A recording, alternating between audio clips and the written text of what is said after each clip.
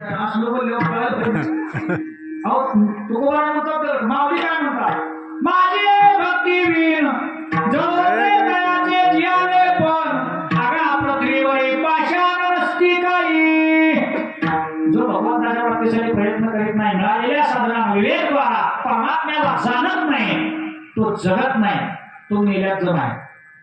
खूप लक्षात ठेवा माझी भक्तिवीर जळते दयाचे त्याचं जगलं पण जळ म्हणतात माऊली काय भाषा पृथ्वीवरील पाषाण जगलं आहेत का मग माणूस म्हणून काय उपयोग झाला आपल्या जन्माला येऊन प्राणी सुद्धा पोटासाठी इतर शरीराच्या गरजासाठी जगतात आपल्याला बुद्धी आहे आणि ती बुद्धी परमात्मा मिळवण्यासाठी मिळालेली आहे पण हे आपल्याला कळत नाही म्हणून तुकोबारायांना आपल्याला सांगावं लागलं बाबा तुम्हाला देवाचीच गरज आहे बुद्धी ही देवाच्या प्राप्तीसाठीच दिलेली आहे म्हणून तुम्ही काय करा देव घ्या अभंगाच्या प्रथम चरणात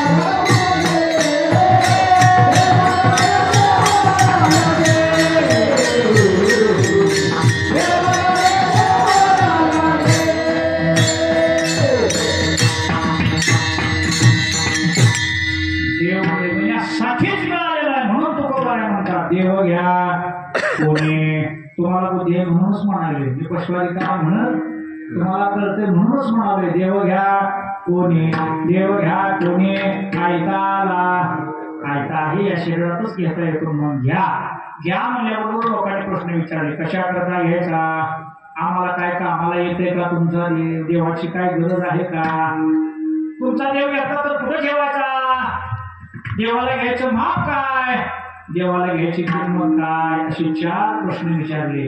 या प्रश्नांचे उत्तर पाहण्या अगोदर वारकरी संप्रदायाच्या नियमाप्रमाणे सर्वांनी एकदा हाताने टाळी मुखाने नाम विठोबा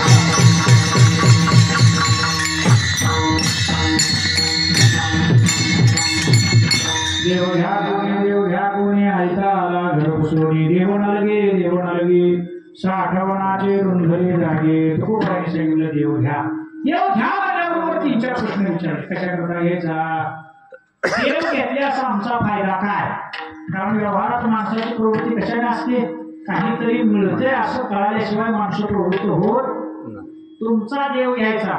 देव घेतल्याचा आम्हाला फायदा काय? आमच्या बरोबर लागते का? मुलाचं लग्न होतंय का? काय फायदा होतं? योजनेत नाव येतंय का? कशा करता देव घ्यायचं सांगा. देव मिळण्याचा आम्हाला काही फायदा होईल का? कशा करता देव घ्यायचा? देवाची गरज आहे का? नाही का? तुकोबाराय म्हणजे तुम्हाला देवाची गरज आहे, फक्त तुम्हाला देवाची इच्छा नाही. आपल्याला देवाची गरज नाही का देवाची इच्छा नाही? काय नाही? काही वस्तूची माणसाला गरज असते पण इच्छा नसते. काही गोष्टीची इच्छा असते पण गरज नसते. काही गोष्टीची इच्छाही असते आणि गरजही असते, आणि काही गोष्टीची इच्छाही नसते आणि गरजही नसते.